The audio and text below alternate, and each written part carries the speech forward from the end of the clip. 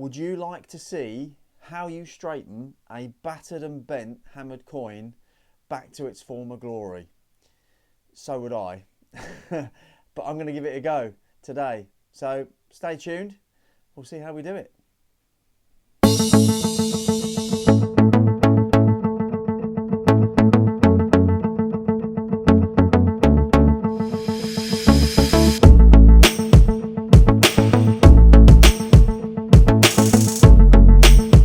Right. Oh, do you know what? You beauty. Get it.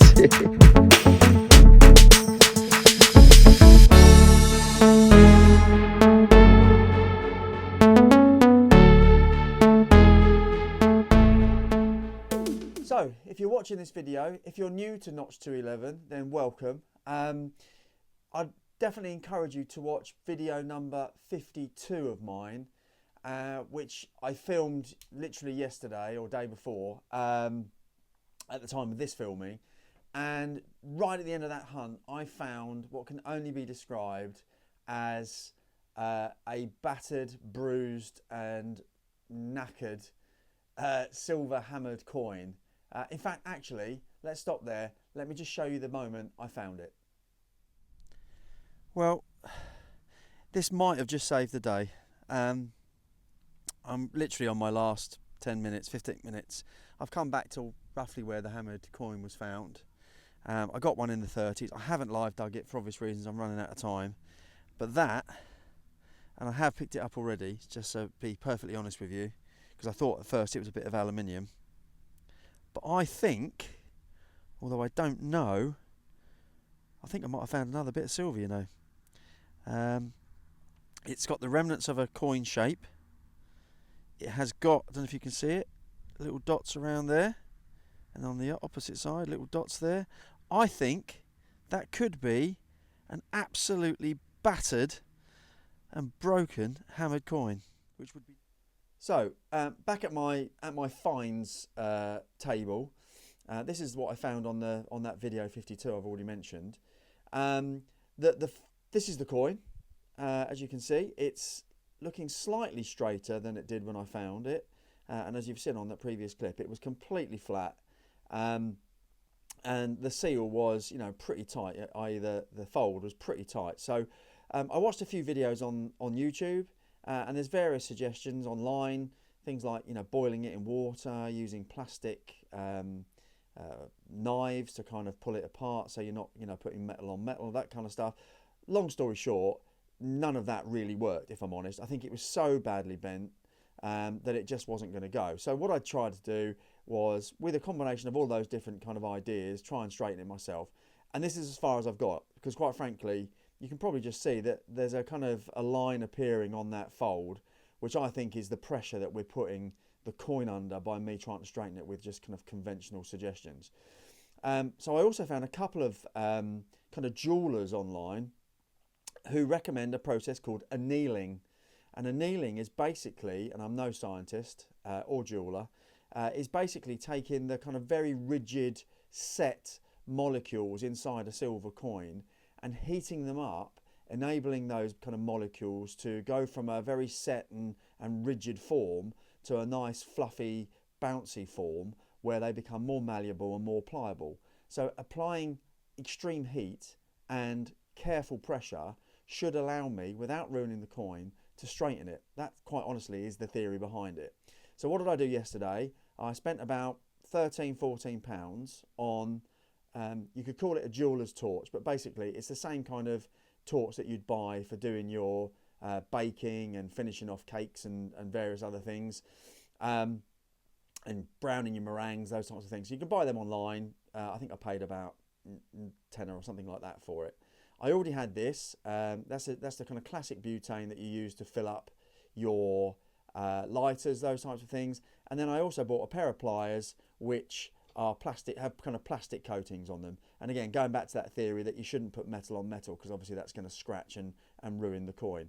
It's a pretty battered coin, and for the purposes of sheer entertainment, I thought, why not? I'll get this ordered in. I've got a battered coin. It's not worth anything. So if it does end up being split or ruined, it's not the end of the world, but it's worth a try. Give you an opportunity to see if you do get a battered or even mildly bent coin, you've got an opportunity, hopefully, of repairing it and bringing it back some of its former glory. So without further ado, I'm going to take you downstairs to the utility room. I'm going to show you the other tools that you'll need, and then we're going to give it a go together. So I'll see you in a sec. Okay, so we're downstairs in the utility room. First things first, let me apologise for two things. Firstly, the state of that sink, because it's covered in mud. This is where I cleaned, I cleaned my metal detecting find. So I'm always getting told off by Mrs. Marcus for not leaving it as I found it. So it's always got a little bit of mud around it. And of course the saucepan. It's a saucepan we don't use anymore, and that's why I'm using it, quite frankly. So it's a bit battered and bruised, as you can see. So basically what you're going to need is a sink with a little bit of water in the bottom, for good reason. And you need a saucepan, an upturned saucepan in the water, with a good sturdy base, either a copper base or a good sturdy stainless steel base, something basically as a platform for you to heat the coin. And then all we're going to do is we're going to put the bent coin in the middle of the saucepan. We're going to fire up the little torch, and we're going to heat it. And we're going to heat it so it gets to a nice cherry red, and then we're going to simply knock the coin into the water to cool it off. And then within a couple of seconds we can then take the coin out without burning ourselves, and then apply pressure using the new pliers to start to straighten it out through that annealing process.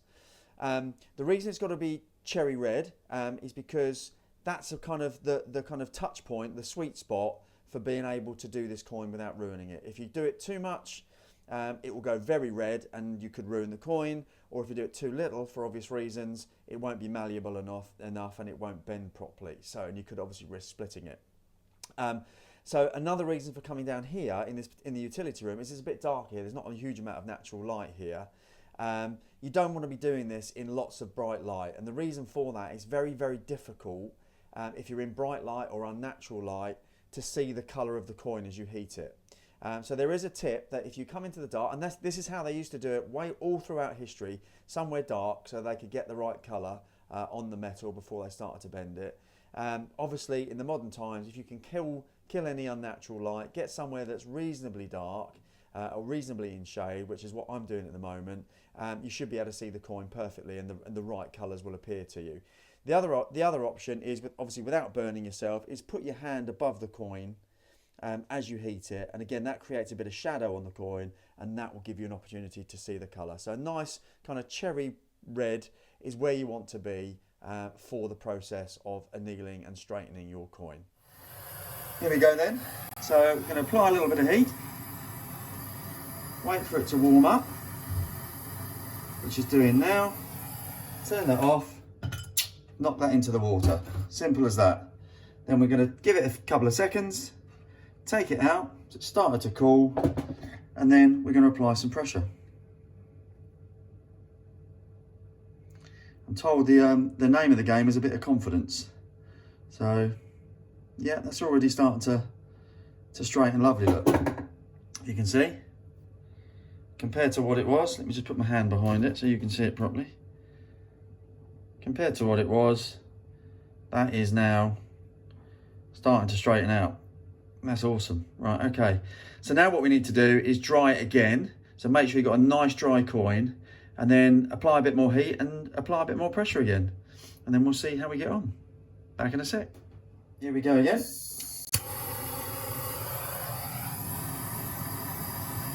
Wait for it to go cherry red. There she goes. Take it off. Knock her in the water. Give her a couple of secs. Out she comes again, and then we apply a bit more pressure yet again. Oh, as he drops it back in the water. Hopefully that's not affecting it. No, that's okay. Yeah. Yeah, that's coming on lovely. Okay. So I'm now getting to a point where that's pretty flat, and it's still in one piece, which is the main thing. I'm going to put a bit of light on. Excuse that, should give the camera a second to burn. And you can see that crease. So I've caused that crease, obviously, when I try to bend it unnaturally. So there's nothing I can do about that. That's one of those things. But as you can see, compared to what it was like, that is now looking like a hammered coin again, isn't it? All right, it's not ideal. It's a pretty battered coin, but it's worked. In theory, it's worked. Ignoring the heat, the line there. If I hadn't have done that, that would be pretty much back to normal. But obviously, there's still a few kinks and bits and bobs, so I won't let you watch that. Let me go away. I'm going to carry on the process, and then come back to you in a minute when it's how I've got it to where, or as far as I can get it. Put it that way. So I'll see you in a sec. Okay, so there we go. If you can see that. That is now, and then again, I go back to the point that this was a pretty useless hammered coin in the sense that it's seen better days and it's obviously not a well coin. But that is, in my opinion, a million times better than what it was when it first came out of the ground. It's reasonably flat. Obviously, it's quite pitted and damaged, but it's reasonably flat. It looks more like a hammered coin than it did when it came out of the ground, put it that way. And there is still a bit of detail on there, not a huge amount, but there's enough on there to, if you look at there, look, you can see the pips around the edge. There's still remnants of a bit of writing, and basically I can put that to one side and think, yeah, that's a hammered coin versus a nondescript bit of silver as it came out. So I'm quite happy with that. There's the next train of thought is, because you've been burning it, the coin, you've kind of killed the colour of the coin in some way. So you can obviously do the silver clean. So get a bit of foil and clean it with a bit of spit or a bit of water, and give it a wipe with the dull side of the foil to try and bring a bit of detail up. Or the other theory is, before you do that, is you can pop it in some bleach for a few seconds, which will kind of reintroduce that oxidization, and then do the foil test, the foil clean, which will then kind of highlight any detail. This coin is pretty blank. No matter which way I do it, I don't think I'm going to get much more detail than that. I will try the bleach process. So if it does come up any better than that, then you'll see another clip after this. Failing that, I hope you enjoyed it. I thoroughly enjoyed it. What it's proven to me is that with a bit of confidence, I know this was a particularly bad example, but if you get a coin out that's got a bit of a kink in it, by using that annealing process and a little bit of confidence and the right tools, you can get it back to its former glory, or as close to as possible. So I hope you've enjoyed that. It's a really good exercise for me. I wanted to share it with you. I hope that's been useful, and I hope it proves to be useful if and when you find your next slightly misshapen hammered coin. Thanks as always for watching. We'll see you back out on the field very, very soon. And bye for now. Take care.